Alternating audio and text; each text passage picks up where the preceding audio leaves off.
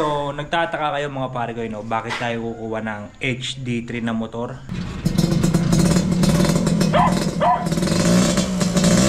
Isa-setup natin ito. Parang hindi na siya normal. Ito yung gagamitin natin mga pare ko sa mga adventure ride natin. Nagkakaroon na tayo ng konting idea mga pare ko, di ba? Sa 2-stroke. Makikita nyo siguro mga 2 buwan matatapos natin ito mga pare ko. So, sa ngayon mga pare ko ay samahan nyo muna ako mag-commute at bumiyahe patungo sa Laguna. Alright?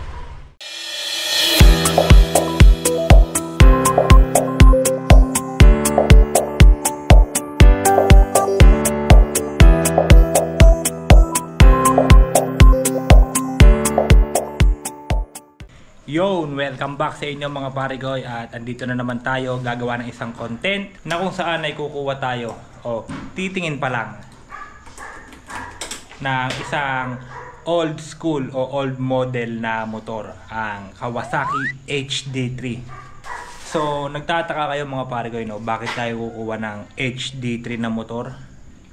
Dahil isa-setup natin ito bilang isang scrambler o isang tracker na old school.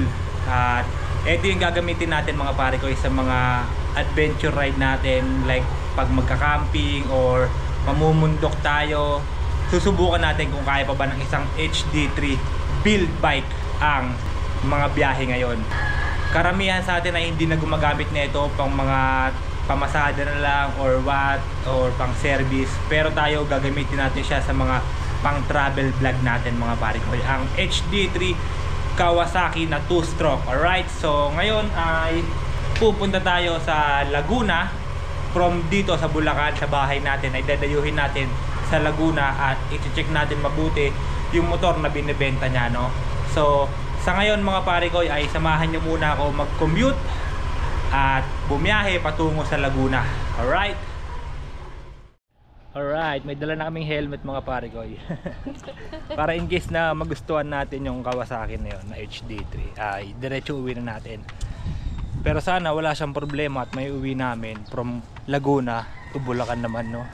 Napaka-hassle nga lang nung gagawin namin kasi wala siyang rehistro since 2019. At kung sakali ay yung mayiging pinaka-hassle na poproblemahin namin. Mag-commute muna kami ngayon mga pare ko. Tricycle tayo papunta ng sentro, yung central sa May Muson. Tapos magbabas kami papunta ng Monumento, then LRT from Buendia to SM Calamba, then jeep. Alright.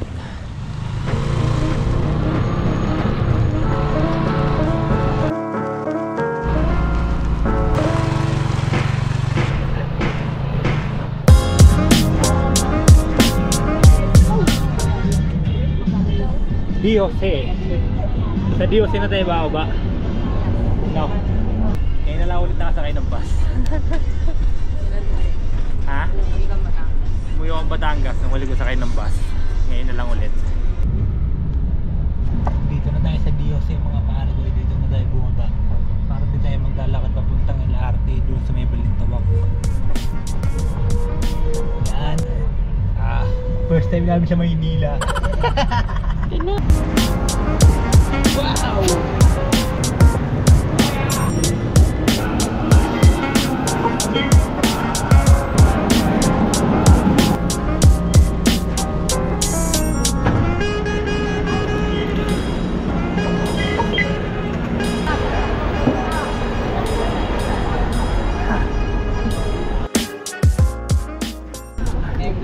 Templado, so may rice, no?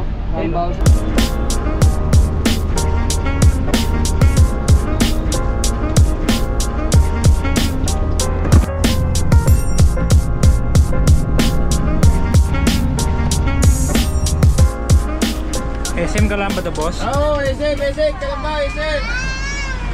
Oh! Finally! Woo! Andito na tayo sa SM Calamba. Ang init! Dito na tayo mga pare ko sa terminal ng jeep papunta ng San Isidro. Then San Isidro magta-tricycle tayo papunta ron sa location ng ating kausap sa Kawasaki HD3.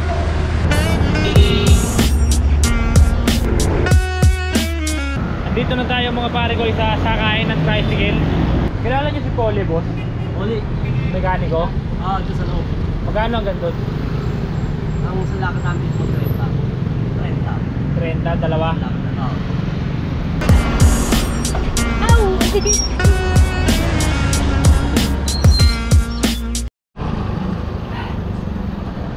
Alright, andito na tayo mga pare ko.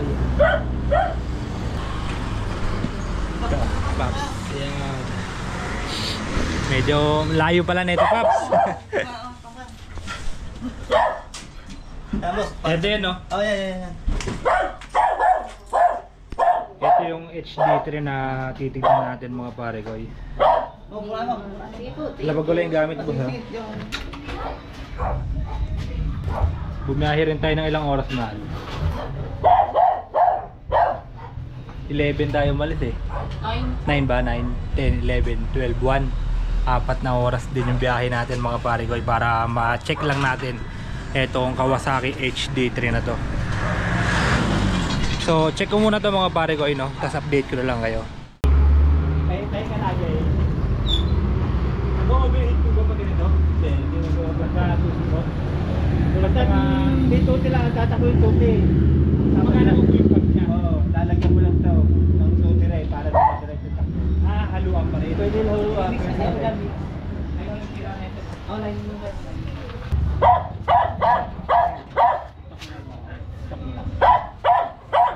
Yun!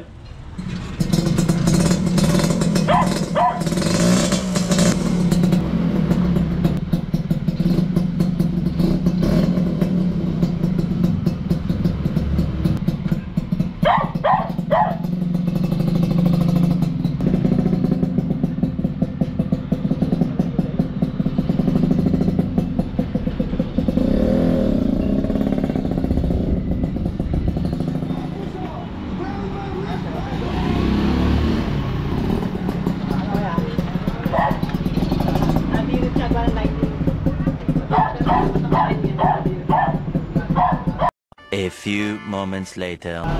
So yun mga pare ko, okay naman tong Kawasaki na HD3. Ito si tatay na mekaniko, kilala pala sa Laguna. Two-stroke lang ako sa mekaniko. Nakita mo ko doon, mga french fries sama. Mekaniko ng two-stroke, si tatay Poli. Poli po, baka kilala nyo siya, taga Laguna. Wala akong kakakita. So yan, ito mga pare ko, okay naman siya. So far wala namang issue sa ngayon at mukha namang may iuwi namin. Pag binaka sa motor dito makikita mga tornilyo. Hindi pa rin nabiyak yung makina niya. Hindi pa nagagas yung mga tornilyo. Wala pong kasi. Sa ngayon, papalitan namin siya ng clutch lining po tawag doon, no? Para yung hatak niya medyo gumanda-ganda kasi dalawa kami, mabigat kami para from Laguna to Bulacan hindi tayo magka-problema. Mahirap pag sa daan tayo nagka-problema at medyo malayo-layo yung biyahe natin. Sa papel, wala naman tayong problema mga pare ko, kompleto naman. Yan, naka-green plate na rin siya. Ayan, makapal yung gulong, bagong-bago pa rin. Buo pa yung mga headlight niya. Meron din siyang ilaw dito. Tapos yung gulong niya, siguro 100% pa to, bago pa. Ayan. So antayin lang natin si Pops, yung kausap ko rito, yung seller. Bumili lang siya ng lining, then ikakabit natin yung lining. After neto, batchy na tayo. By the way mga pare ko, makikita nyo na sa vlog ko yan at bubuhin natin yan. Hindi ko lang alam kung i-scrambler ko siya o tracker setup. Ewan ko kung tracker ba tawag doon. Basta bubuuhin ko yan mga pare ko. Then makikita nyo yan na gagamitin natin kapag bumabiyahe tayo, lalo pagka bundok, camping. Yun yung plano ko na gawin dito mga pare ko. So ayan mga pare ko, papabuksan natin yung lining, papapalitan natin ngayon para makauwi tayo ng dire-diretso, no?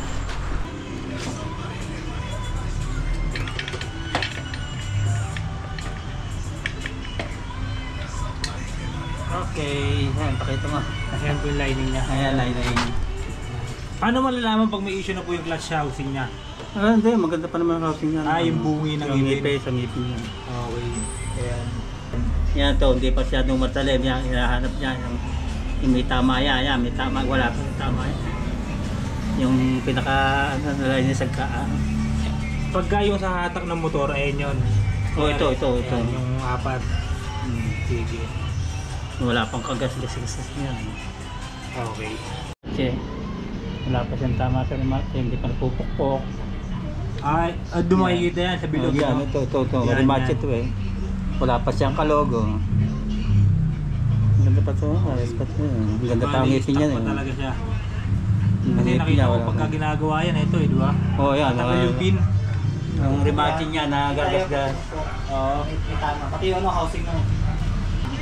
Nagkakaroon na tayo ng konting idea mga pare ko eh, di ba? Sa 2-stroke. Makikita nyo lagi yan. Masusubaybayan nyo rin yung pagbuo natin dito. Gagawin natin to na moto camping. Talagyan natin ng mga lagayan ng tent, mga lutuan, box. Makikita nyo siguro mga 2 buwan matatapos natin ito mga pare ko.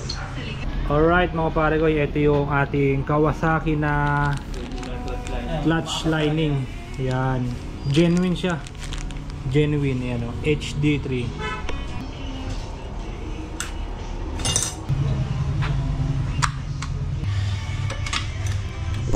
Alright, so yun mga pare ko, hihigpitan na lang at ikakabit na lang yung case dun sa may gilid banda sa may clutch housing at matatest drive na natin siya. So antay-antay lang mga pare ko, konting-konti na lang at magagamit na natin yan. Alright, excited na ako mag 2-stroke. Kahit wala tayong experience sa 2-stroke, ay magagamay pa rin natin kasi marunong tayo magmotor. Hindi natin alam kung paano yung mga paghalo ng tute sa gasolina. Tsaka dun sa pag-start niya mga pare ko, kailangan pala may choke. Yung tinatawag siya na choke bago mag-start. Pinipihit siya, ganon. Chine-change oil na lang siya mga pare ko.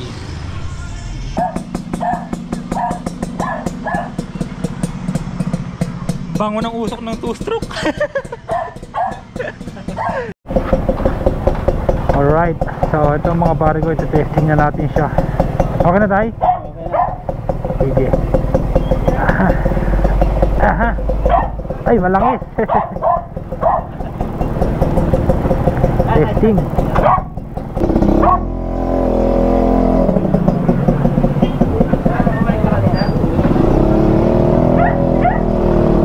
Okay.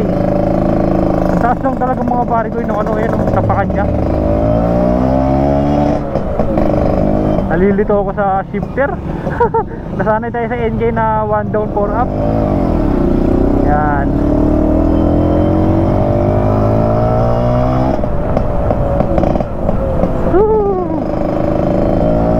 Lakas ng preno sa harapan, in fairness ha. Dam brake siya pero nandadamba. Okay na to. May uuwi na siguro to. At hindi na tayo ititirik.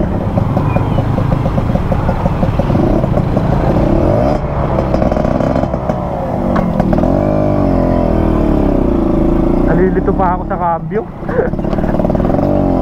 Nakakaya sa likod, nauusukan.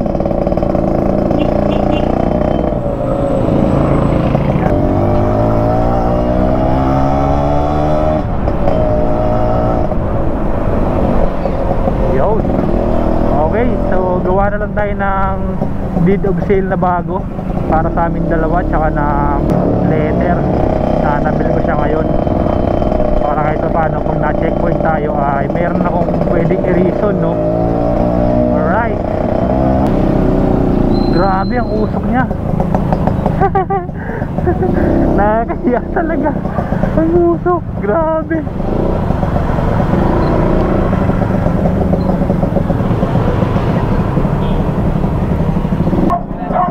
Okay na. Ha? Wala na. Tumigas ang ano? Tumigas. Yung. Tumigas? Hindi naman. Hindi naman. Magkano ba wala rin yan? Bago eh. Pag nagamit mo na ano, talaga yung Okay na to. Magbabayaran na lang kami rito mga pare ko. Tapos gagawa kami ng kasulatan. Boss, ito susi, wala kang kukuhain dito? Wala na eh. Ito, para saan ba to? Wala din yan pag ano. Wala. Wala na yan. Tay, thank you po ha. Kaya ano yung passer pa? Yung na-passer. Para saan po ba to? High and low. High and low. Sa battery doon. Oo. Pag ano, pantama na lang battery. Pag ano. Wala kasi pa naman baterya pa. Lalo pag tumakbo. Pag gato yan. Malayo naman tatakbuhin eh. Okay. Sir, thank you po. Nice deal. Tay, thank you po tay. Thank you po. Ha?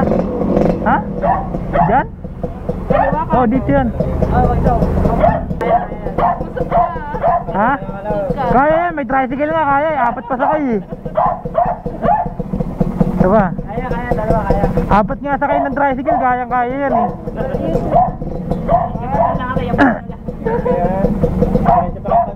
Apo. Ano?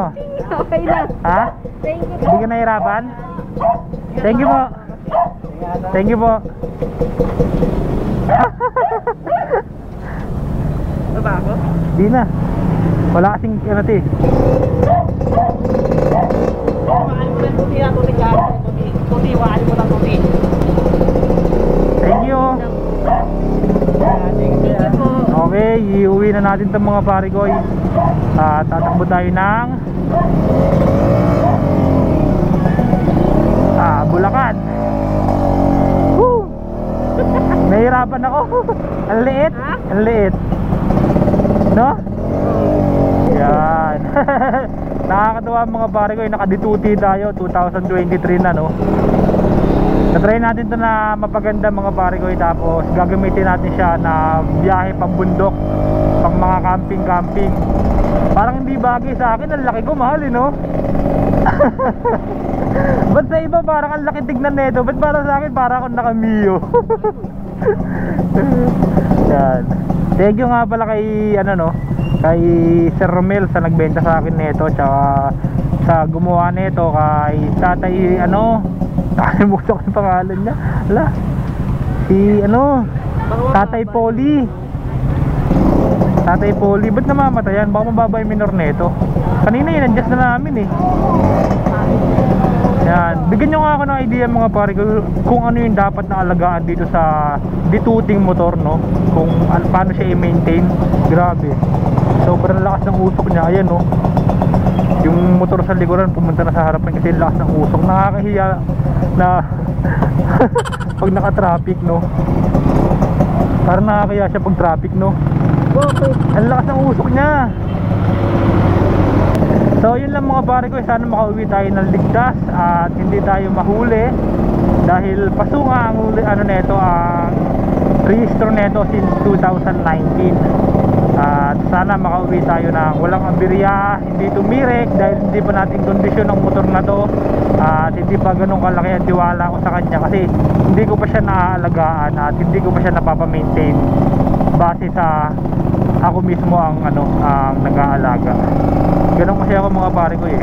Pagka hindi ko kabisado yung motor, 70-30 yung tiwala ko dyan. Pero sa ngayon, kailangan ko magtiwala sa kanya dahil siya lang ang pag-asa namin para makauwi kami ng Bulacan.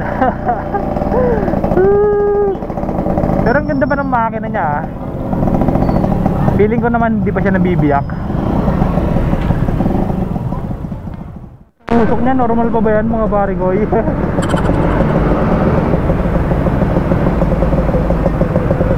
Parang hindi na siya normal. Parang hindi na siya normal. Pero titingnan ko nga ng mga motor eh. Lalo pag umaandar, sobrang lakas. Nakakaiya.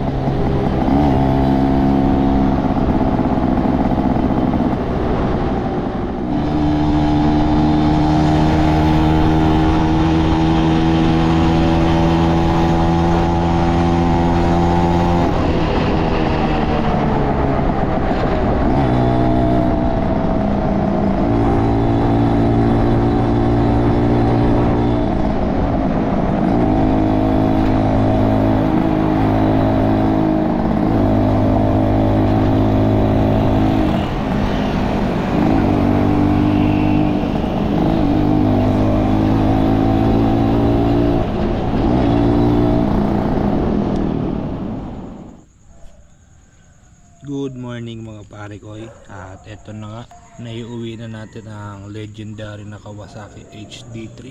Hindi na tayo nakapag vlog kagabi mga pare ko dahil nalobat na yung GoPro natin. Buti na lang hindi tayo na checkpoint kagabi at hindi tayo nahuli dahil napaka-hassle ko, matitikilan tayo, no? Pero eto na siya mga pare ko. May konting problema lang tayo sa kanya pag pinapasok siya ng kwarta is nag-i-sliding na siya, ayaw niya na humatak. Pero yung primera, segunda, tercera ay napakalakas ng humatak pa, napakatulin pa niya. So konting restore lang yung gagawin natin dito pagdating sa makina din. I-modified na natin yung pinaka body nito.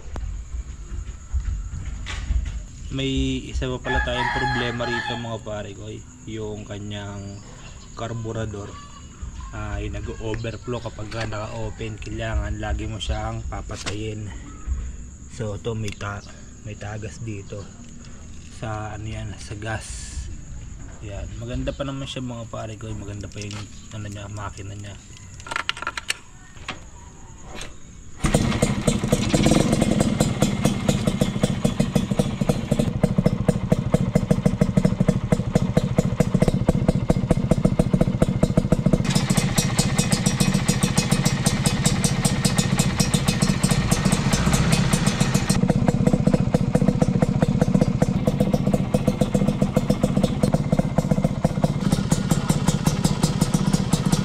Abangan nyo na lang siya sa next vlog natin kung ano yung magiging setup na ito. Syempre maraming salamat sa inyo kung nakaabot ka rito. Ay huwag mo kakalimutan na mag-like, share, and subscribe, at i-click mo na rin ang bell button para lagi ka updated sa aking mga upload videos. Kita-kits sa my next vlog guys.